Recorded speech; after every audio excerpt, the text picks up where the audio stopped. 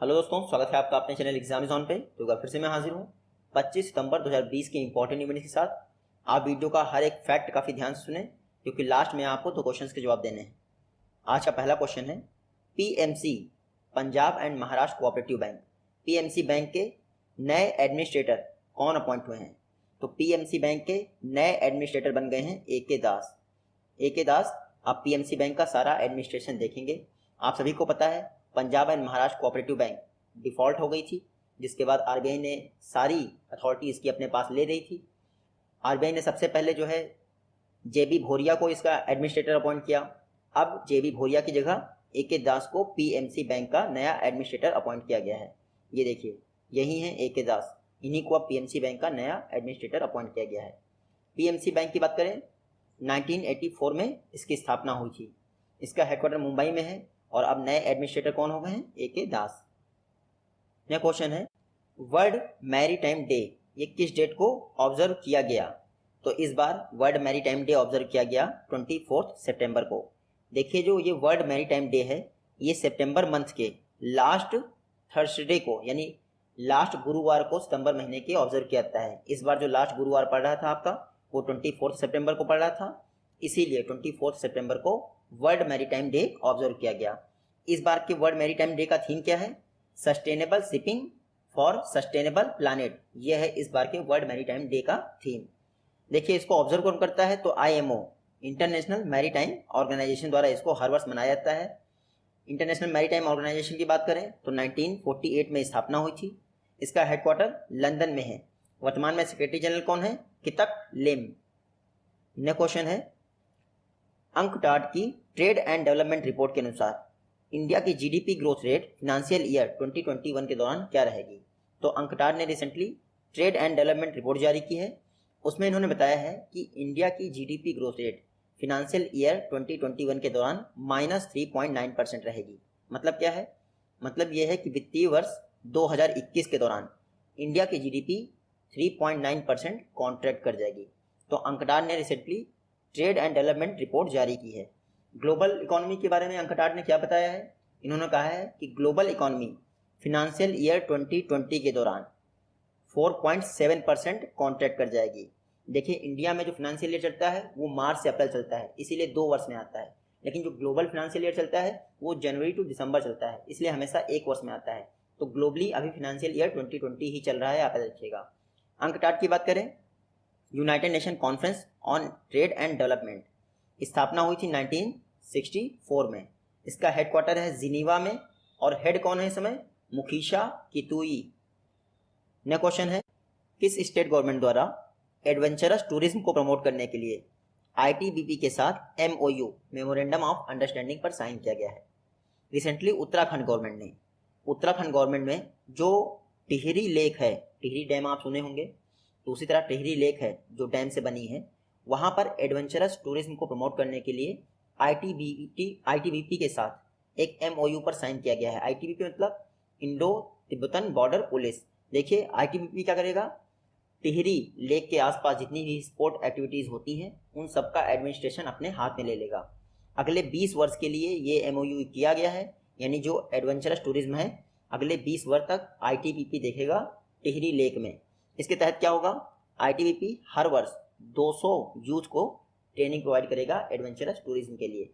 उत्तराखंड की बात करें तो यह है मैप में उत्तराखंड। चर्चा में इसलिए है क्योंकि आनंद वन नाम का एक सिटी फॉरेस्ट इनॉग्रेट किया गया है उत्तराखंड में। उसके अलावा इंडिया का फर्स्ट लाइकेन पार्क उत्तराखंड में स्थापित किया गया है। इंडिया की अब तक की सबसे बड़ी तितली गोल्डन बर्ड विंग वो भी उत्तराखंड में ही पाई गई है। उत्तराखंड की रिसेंटली एक समर कैपिटल बनी है जिसका नाम है गैरसैंण। देहरादून पहले से है, अब गैरसैंण समर कैपिटल हो गई। उत्तराखंड का हरेला फेस्टिवल, साथ ही साथ फूलदेई फेस्टिवल बहुत फेमस है। उसके अलावा उत्तराखंड का फ्लावर वैली नेशनल पार्क जरूर याद रखिएगा। देखिए, 3 वैली नेशनल पार्क आप याद रखिए। फ्लावर वैली उत्तराखंड में है, पिन वैली हिमाचल प्रदेश में है और साइलेंट वैली केरल में है। उत्तराखंड के सीएम कौन है? त्रिवेंद्र सिंह रावत। गवर्नर है बेबी रानी मौर्य।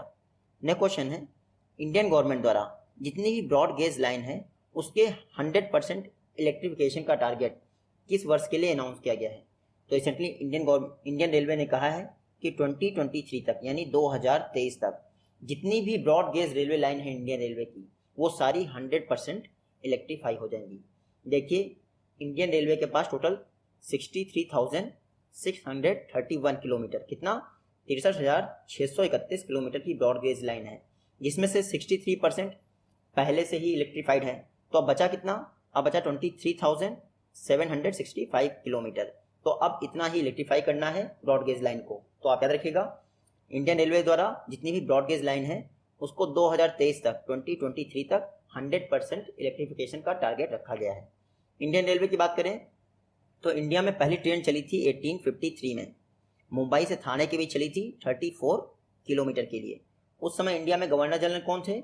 लॉर्ड डलहौजी। इंडिया के फर्स्ट रेलवे मिनिस्टर कौन है? जॉन मेथाई। वर्तमान कौन है? पीयूष गोयल। नेक्स्ट क्वेश्चन है, टाइम्स की 100 मोस्ट इन्फ्लुएंशियल पर्सन की लिस्ट में इंडिया से कौन सेलेक्ट नहीं हुआ है? टाइम्स मैगजीन जो यूएस की मैगजीन है, उसने रिसेंटली 100 सबसे प्रभावशाली व्यक्तियों की लिस्ट जारी की है। इसमें इंडिया से 3 लोग सेलेक्ट हुए हैं, नरेंद्र मोदी, आयुष्मान खुराना और दादी बिल्किस। दादी बिल्किस एकमात्र महिला हैं जिनको इंडिया से सिलेक्ट किया गया है।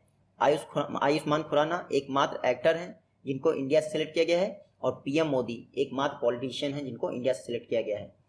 अमित शाह को इसमें कोई सिलेक्शन नहीं मिला है, उसके अलावा सुंदर पिचाई को भी सिलेक्शन मिला है। टाइम मैगजीन जो है हर वर्ष 100 यानी 100 सबसे प्रभावशाली व्यक्तियों की सूची जारी करती है। इस बार इंडिया से 3 लोग सिलेक्ट हुए हैं, आप याद रखिएगा। ये दादी बिल्किस जो है, दिल्ली में जब नेशनल सिटीजनशिप एक्ट यानी एनसीए के खिलाफ प्रोटेस्ट हो रहे थे तो 82 वर्ष की होने के बाद भी यह वहां पर धरना दे रही थी, इसीलिए इनको सिलेक्ट किया गया है। नेक्स्ट क्वेश्चन है, बाह एन दौ किस कंट्री के प्रेसिडेंट बने हैं मिलिट्री कू के बाद?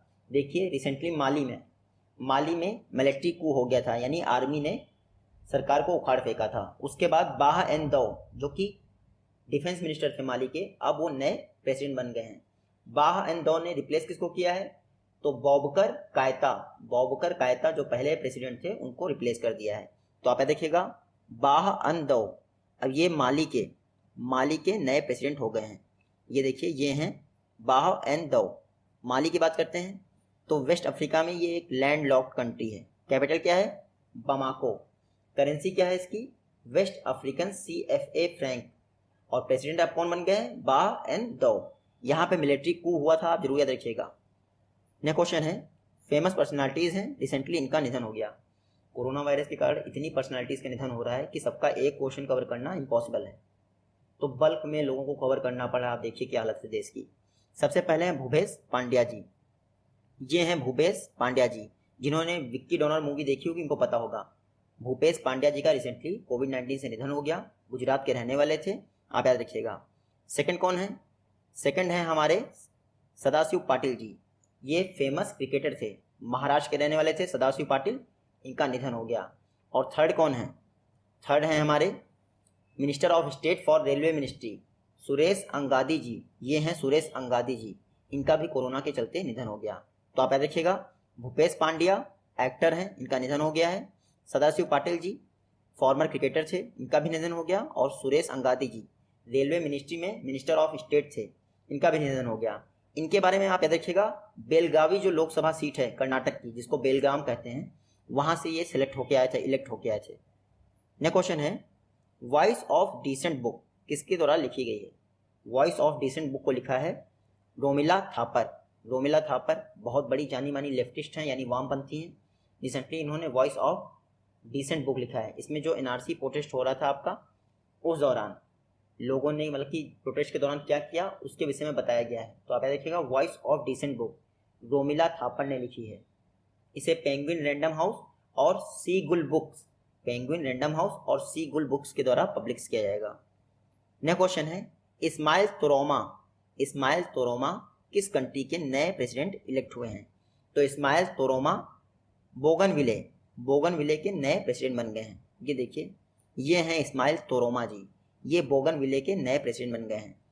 बोगनविले आप यहाँ देखिए मैप में, ये छोटा सा टापू कंट्री है बोगनविले, जो कि पपुआ न्यू गिनी का एक ऑटोनॉमस रीजन है। जैसे हांगकांग का एक प्राइम मिनिस्टर प्रेसिडेंट बनता है अलग से, चाइना का अलग से बनता है, वैसे ही पपुआ गिनी के अलावा ये बोगनविले का नया प्रेसिडेंट अलग से बनता है। तो आप याद देखिएगा, रिसेंटली बोगनविले के नए प्रेसिडेंट बन गए हैं इस्माइल तोरोमा। देखिए मैप में देखिए, ऑस्ट्रेलिया यहाँ आपको दिख रहा है। ऑस्ट्रेलिया के साउथ में एक तस्मानिया सागर होगा, आपने देखा होगा। वहाँ पे 380 व्हेल मृत पाई गई हैं। 380 व्हेलों की मौत हो गई है ऑस्ट्रेलिया के तस्मानिया कोस्ट पे, तो आप इतना याद रखिएगा। नेक्स्ट क्वेश्चन है खुशी चिंदलिया। खुशी चिंदलिया को यूएनईपी के टेग प्रोग्राम का, यूएनईपी के टीईजी प्रोग्राम का इंडिया में इन्वायरमेंटल एम्बेसडर चुना गया है। आपको बताना है खुशी चिंदलिया किस सिटी से बिलोंग करती हैं। तो खुशी चिंदलिया सूरत से बिलोंग करती हैं। ये देखिए, ये हैं खुशी चिंदलिया जी, सूरत गुजरात से बिलोंग करती हैं। मात्र 17 वर्ष की एज है। इनको इंडिया में यूनाइटेड नेशन इन्वायरमेंटल प्रोग्राम के लिए ब्रांड एम्बेसडर चुना गया है। देखिए यूएनईपी का एक टीईजी प्रोग्राम है, Tunza Eco Generation. Tunza Eco Generation climate change के विषय में लोगों को अवेयर करता है। तो उसी पर्पज़ के लिए खुशी चिंदलिया को इंडिया में ब्रांड एम्बेसडर बनाया गया है, आप याद रखिएगा। और ये जरूर याद रखिएगा, खुशी चिंदलिया सूरत की रहने वाली हैं, 17 वर्ष की हैं। बात करते हैं यूएनईपी की, यूनाइटेड नेशन इन्वायरमेंटल प्रोग्राम। 1972 में स्थापना हुई थी। इसका हेडक्वार्टर है नैरोबी केन्या में। और इस समय हेड कौन है इसके? इंजर एंडरसन। नेक्स्ट क्वेश्चन देखते हैं। आईएमएफ में जो इंडिया के एग्जीक्यूटिव डायरेक्टर हैं, उनका एडवाइजर किसे अपॉइंट किया गया है? तो आईएमएफ में इंडिया के एग्जीक्यूटिव डायरेक्टर का एडवाइजर अपॉइंट किया गया है सीमंचला दास। ये देखिए, ये हैं सीमंचला दास जी। अब इंडिया का जो आईएमएफ में एग्जीक्यूटिव डायरेक्टर है यानी सुरजीत भल्ला जी, ये सुरजीत भल्ला के एडवाइजर होंगे। तो आप देखिएगा, सीमंचला दास जी को सुरजीत भल्ला का एडवाइजर बनाया गया है, जो कि आईएमएफ में एग्जीक्यूटिव डायरेक्टर हैं। तो आप दोनों का नाम रखिएगा, सुरजीत भल्ला आईएमएफ में इंडिया के एग्जीक्यूटिव डायरेक्टर हैं, और ये अब एग्जीक्यूटिव डायरेक्टर के एडवाइजर हो जाएंगे, यानी कि सीमंचला दास जी। आईएमएफ की बात करें, इंटरनेशनल मॉनेटरी फंड, 1945 में स्थापना हुई थी। हेडक्वार्टर इसका कहाँ है? वॉशिंगटन डीसी में है। टोटल 189 मेंबर हैं इसमें। इसकी हेड कौन है यानी एमडी कौन है? Kristalina Georgieva. चीफ इकोनॉमिस्ट कौन है आईएमएफ में? गीता गोपीनाथ।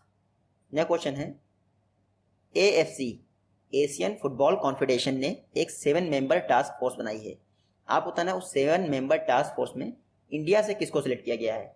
तो एएफसी ने अपनी 7 मेंबर टास्क फोर्स में इंडिया से सिलेक्ट किया है गिरिराज शंकर मुंगली जी को। ये देखिए, ये हैं गिरिराज शंकर मुंगली जी। ये कर्नल रह चुके हैं आर्मी में। रिसेंटली जो एशिया फुटबॉल कॉन्फेडरेशन है, उसने जो 7 मेंबर टास्क फोर्स बनाई है, उसमें गिरिराज शंकर जी को सिलेक्ट किया गया है। ये जो 7 मेंबर टास्क फोर्स होगी, एशिया में कैसे फुटबॉल को डेवलप किया जाए, इस पर सजेशन दे। ये जो गिरिराज शंकर मुंगली जी हैं, ये अगले 3 वर्षों तक यानी 2023 तक इस 7 मेंबर टास्क फोर्स का एक पार्ट होंगे। एएफसी की बात करें, एशियन फुटबॉल कॉन्फेडरेशन, देखिए प्रेसिडेंट इसके कौन है? मेजर जनरल कीव स्मिथ इसके प्रेसिडेंट हैं। टोटल 12 मेंबर की ये बॉडी है। इसका हेडक्वार्टर मलेशिया के सेलांगोर में है। नेक्स्ट क्वेश्चन है, मुख्यमंत्री किसान कल्याण योजना, ये स्कीम किस स्टेट गवर्नमेंट द्वारा लॉन्च की गई है? तो मुख्यमंत्री किसान कल्याण योजना को लॉन्च किया है एमपी गवर्नमेंट ने।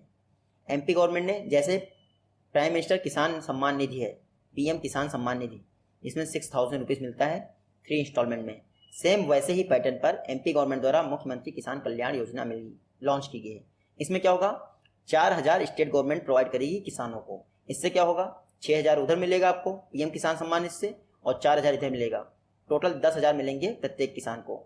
जैसे ओडिशा की कालिया स्कीम है, सेम वैसी ही स्कीम हो गई है। देखिए, जब ओडिशा गवर्नमेंट ने कालिया स्कीम लॉन्च की थी, तब उसने 10,000 रुपये अनाउंस किया था एक फार्मर पे, प्रत्येक 5 एकड़ पे। ठीक है, हर 6 महीने में इनको देना था। लेकिन बाद में जब पीएम किसान सम्मान निधि आ गई, तो ओडिशा गवर्नमेंट ने इस 10,000 को घटाकर 6,000 कर दिया। उसके बाद भी लोगों को 10,000 ही मिला, क्योंकि 6,000 तो मिल ही रहे थे सेंट्रल गवर्नमेंट की तरफ से, और कालिया स्कीम में 4,000 भी मिल गए थे। तो सेम वैसी ही स्कीम है मुख्यमंत्री किसान कल्याण योजना। इसमें 4,000 जो है आपको एमपी गवर्नमेंट द्वारा दिया जाएगा इंसेंटिव के तौर पर। बाकी आपका 6,000 प्रधानमंत्री किसान सम्मान निधि तो मिल ही रहा है। एमपी की बात करें तो ये है मैप में एमपी। एमपी का एक पेंच नेशनल पार्क है, वो बहुत फेमस है, क्योंकि यहाँ बॉर्डर पे है बिल्कुल। वो पेंच नेशनल पार्क महाराष्ट्र और एमपी दोनों में है। इसके अलावा आप याद रखिएगा, एमपी का जो कैपिटल है भोपाल, यहाँ पर बड़ा तालाब जिसका नाम है भोजताल। एमपी के सीएम कौन है? शिवराज सिंह चौहान। इस समय गवर्नर कौन है एमपी की? जो यूपी की गवर्नर है वही एमपी की गवर्नर है, आनंदीबेन पटेल। नेक्स्ट क्वेश्चन है NAHEP प्रोग्राम के अंतर्गत कृतज्ञ हैकाथन किसके द्वारा लॉन्च किया गया है? तो कृतज्ञ हैकाथन को लॉन्च किया गया है ICAR, Indian council of agricultural research. देखिए PM मोदी ने इसको लॉन्च किया है, आप याद रखिएगा। पर्पस क्या है? पर्पस है फार्म मैकेनाइजेशन में बेस्ट टेक्नोलॉजी को अचीव करना। जो भी फर्स्ट विनर होगा कृतज्ञ हैकाथन में उसको 5 लाख का कैश प्राइज दिया जाएगा, जो सेकंड विनर होगा उसको 3 लाख का कैश प्राइज दिया जाएगा। ये जो कृतज्ञ हैकाथन है इसको NAHEP प्रोग्राम के तहत लॉन्च किया गया है। NAHEP मतलब national agriculture higher education project. इसको 2019 में लॉन्च किया गया था। NAHEP को 2019 में ICAR ने लॉन्च किया था। पर्पस क्या था? हायर एग्रीकल्चर एजुकेशन में सपोर्ट प्रोवाइड करना। इसके लिए टोटल 1100 करोड़ रुपीस अनाउंस किए गए थे। कितने? 1100 करोड़ रुपए। जो आपका NAHEP प्रोग्राम है यानी national agriculture higher education project, इसमें वर्ल्ड बैंक भी 50% का सपोर्ट कर रहा है। तो आप दोनों याद रखिएगा। ICAR द्वारा कृतज्ञ हैकाथन लॉन्च किया गया है NAHEP प्रोग्राम के तहत। ICAR की बात करें, Indian council of agriculture research, 1929 में स्थापना हुई थी। हेडक्वार्टर न्यू दिल्ली में है और इसके हमेशा प्रेसिडेंट होते हैं एग्रीकल्चर मिनिस्टर। नेक्स्ट क्वेश्चन है, रिसेंटली CPCB ने, सेंट्रल पॉल्यूशन कंट्रोल बोर्ड ने अपना 46 फाउंडेशन डे ऑब्जर्व किया। आपको पता है CPCB किस वर्ष स्टैब्लिश हुआ था? तो CPCB की स्थापना हुई थी 1974 में। रिसेंटली जो आपका 23 सितंबर था यानी 23 सितंबर, इसी दिन CPCB ने अपने 46 वर्ष पूरे किए थे, इसीलिए उसने अपना फाउंडेशन डे सेलिब्रेट किया। जो CPCB है, सेंट्रल पॉल्यूशन कंट्रोल बोर्ड, ये इन्वायरमेंटल इशूज़ पर गवर्नमेंट ऑफ इंडिया को टेक्निकल सपोर्ट प्रोवाइड करता है। इस समय इंडिया में CPCB द्वारा 122 सिटीज़ में एयर पोल्यूशन को मॉनिटर किया जा रहा है। CPCB की बात करें, सेंट्रल पॉल्यूशन कंट्रोल बोर्ड, 23 सितंबर 1974 को इसकी स्थापना हुई थी। कौन से एक्ट के तहत? तो वाटर एक्ट 1974 के तहत इसकी स्थापना हुई थी।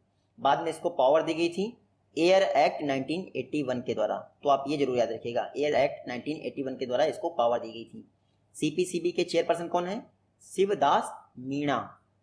नेक्स्ट क्वेश्चन है, आरोग्य मंथन 2.0, इसके चेयरमैन कौन है? तो आरोग्य मंथन 2.0 के चेयरमैन हैं डॉक्टर हर्षवर्धन जी। ये देखिए, आरोग्य मंथन 2.0 डॉक्टर हर्षवर्धन जी इसके चेयरमैन हैं। रिसेंटली जो आपकी प्रधानमंत्री जन आरोग्य योजना है उसके 2 वर्ष पूरे हो गए। लॉन्च कब हुई थी? 23 सितंबर 2018 को लॉन्च हुई थी, यानी 23 सितंबर 2018 को लॉन्च हुई थी प्रधानमंत्री जन आरोग्य योजना। PM मोदी ने छत्तीसगढ़ के बीजापुर से लॉन्च की थी। रिसेंटली इसके 2 वर्ष पूरे हो गए, तो इसकी मॉनिटरिंग करने के लिए कि क्या इंप्रूवमेंट हुआ है उसको देखने के लिए आरोग्य मंथन 2.0 ऑर्गेनाइज किया गया, जिसके अध्यक्ष रहे हमारे डॉक्टर हर्षवर्धन जी। तो आप याद रखिएगा, तो प्रधानमंत्री जन आरोग्य योजना है जिसके तहत 5 लाख का इंश्योरेंस कवर दिया जाता है पर फैमिली को, वो 23 सितंबर 2018 को लॉन्च हुई थी। ये डेट इंपॉर्टेंट है। ये जो आरोग्य मंथन 2.0 है ये एक इंटरनेशनल कॉन्फ्रेंस है और 4 दिनों तक चलेगा, आप याद रखिएगा। नेक्स्ट क्वेश्चन है, लेजर गाइडेड ATGM मिसाइल को सक्सेसफुली टेस्ट किया गया है। आपको बताएं इसको डेवलप किसने किया? तो लेजर गाइडेड ATGM मिसाइल को डेवलप किया गया है DRDO द्वारा। Defence research and development organisation ने लेजर गाइडेड ATGM मिसाइल को डेवलप किया है। ATGM मतलब एंटी टैंक गाइडेड मिसाइल। देखिए, लेजर टेक्नोलॉजी का यूज़ करते हुए ये किसी भी टैंक को डिस्ट्रॉय कर सकती है। रिसेंटली जो हमारी DRDO है उसने अहमदनगर में एक टेस्ट साइट है, अहमदनगर मतलब महाराष्ट्र, अहमदनगर टेस्ट रेंज में इस लेजर गाइडेड ATGM मिसाइल का सक्सेसफुली टेस्ट कर लिया। 3 किलोमीटर दूर जो टारगेट था उसको आसानी से हिट कर दिया है इस ATGM मिसाइल ने, एंटी टैंक गाइडेड मिसाइल। आप याद रखिएगा, DRDO द्वारा इसको डेवलप किया गया है और DRDO द्वारा ही टेस्ट किया गया है। DRDO ने कल अभ्यास हीट मिसाइल का भी टेस्ट किया था। वो कहाँ से किया था? ओडिशा के बालासोर से किया था, आप याद रखिएगा। DRDO की बात करें तो ये है DRDO, स्थापना हुई थी 1958 में, डिफेंस मिनिस्ट्री के तहत कार्य करता है। हेडक्वार्टर इसका नई दिल्ली में है। वर्तमान में चेयरपर्सन कौन है? G सतीश रेड्डी। और DRDO का मोटो याद रखिएगा, बलस्य मूलम विज्ञानम, strength originate is in science. ये हैं आज की वीडियो से क्वेश्चन। आई होप कि आप इन दोनों का जवाब दे पाएंगे। जल्दी मिलते हैं आपसे अपनी नेक्स्ट वीडियो में, तब तक के लिए take care, good bye and जय हिंद।